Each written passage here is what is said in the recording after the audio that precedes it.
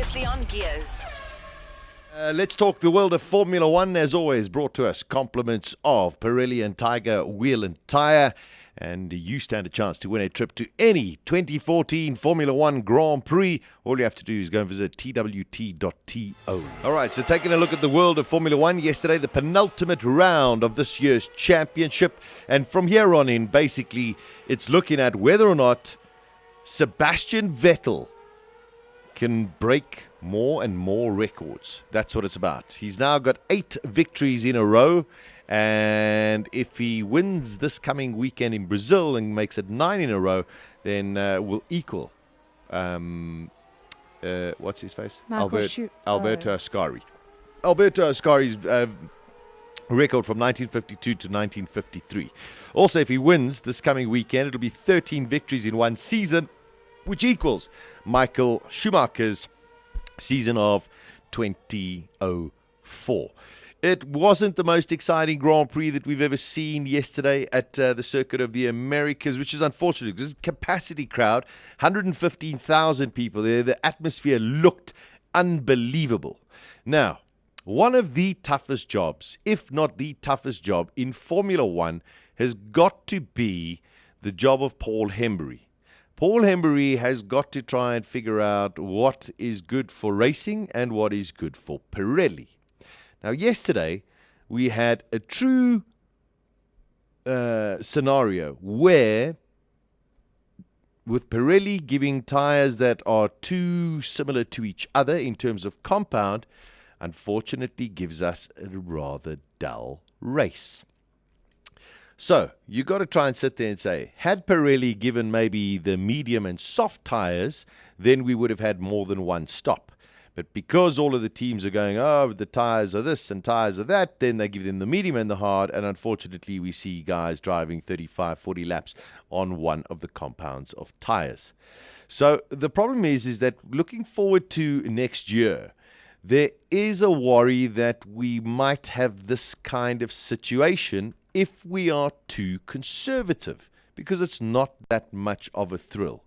The big problem is that Pirelli are sitting and saying, if you guys keep on moaning about the tires, then we're going to play it ultra safe. So that basically every race you're going to have one stop and we're just going to watch these cars go round and round and round and round, which I think is very, very unfortunate.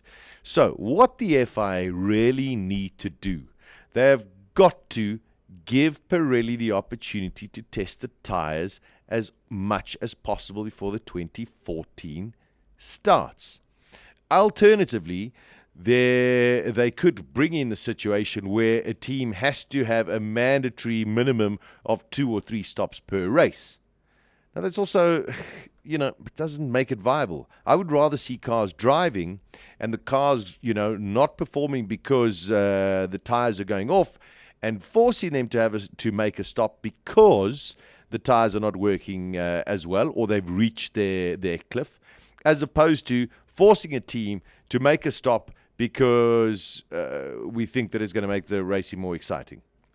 It's very, very complicated. But I really do feel for Pirelli at the moment because whatever they do, they get slammed. And there's nothing wrong with their tires. We've seen it over the last couple of years. We've had brilliant racing when they've been more aggressive. And as soon as they go more aggressive, then the team say, oh, no, we don't want that. So now they go conservative, and yesterday it took 12 laps yesterday before we saw the first overtaking move, which was quite worrying in my opinion. However, a magnificent facility and definitely one for the bucket list, that's for sure. Sebastian Vettel romped to a terrific victory yesterday, basically won it going into the first corner. But in my opinion, there were 3 drivers of the day. The one was Romain Grosjean. Romain Grosjean started 3rd in the grid, managed to get past Mark Webber going into turn 1. Webber got swamped up by Lewis Hamilton. And then once Webber eventually got past Hamilton, he chased Grosjean the whole race.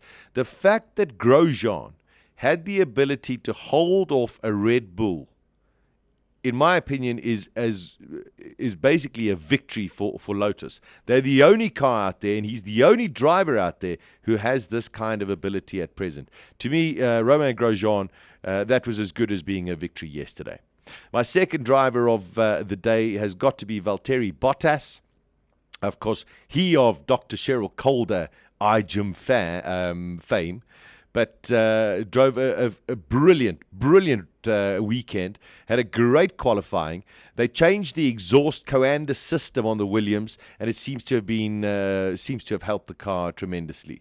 His teammate Pastor Maldonado is not winning any friends in the paddock. Of course, he's leaving Williams, moaned that he thought that his car was sabotaged, and then came back and downplayed everything because clearly he's trying to keep his way in Formula One, but I don't think he won many friends. But Valtteri Bottas got into the top 10 in qualifying, qualified in 9th position, raced his heart out. At one stage was really pretty close to Fernando Alonso and managed to finish in 8th position, earning himself 4 points. I think it was a brilliant effort by the young Finn, and I've always backed him, so I'm really chuffed for him getting that result.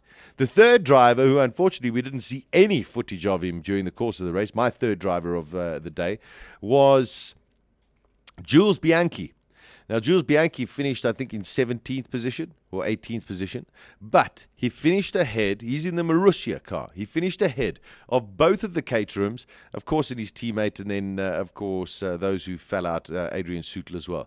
But he drove a brilliant race to keep the Caterhams behind him the whole weekend and finish ahead of them. I think was a brilliant result for Jules Bianchi.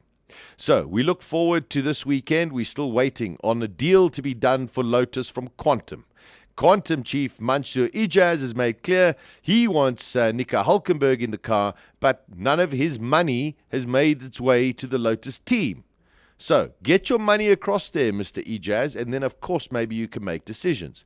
The other big rumor, of course, is Maldonado with his $20 million, and he could quite well get the Lotus seat. If they do that at Lotus, I unfortunately then just sit there and say, well, the only reason that's happening is purely because they need the money.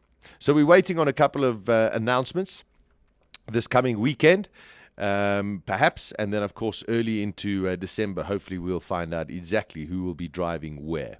One little disappointment yesterday in the Grand Prix was Heikki Kovalainen. Did a brilliant job in qualifying, hasn't been driving a car for at least a year in terms of racing conditions.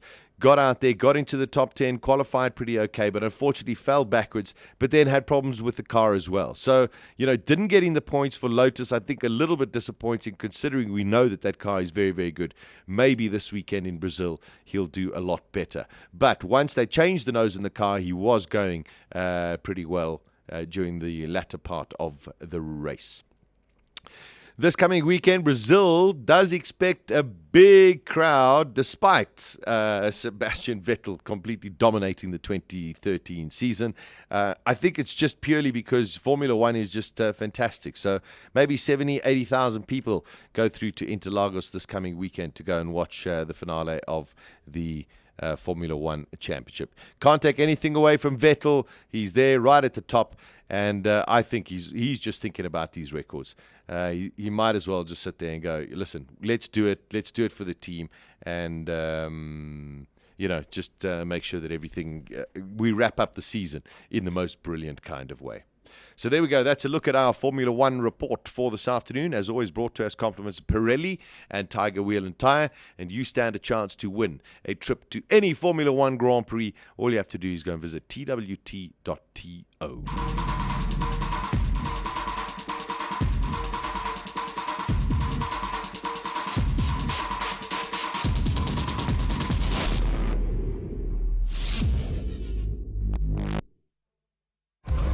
Trip for two to any 2014 Formula One Grand Prix of your choice. Plus, you can double your chances when you buy any 2 or more Pirelli tyres. Get to your nearest Tiger Wheel and Tyre to enter. Only at Gears. GearsOnBalls.co.za. Weekdays 1 p.m. to 3 p.m.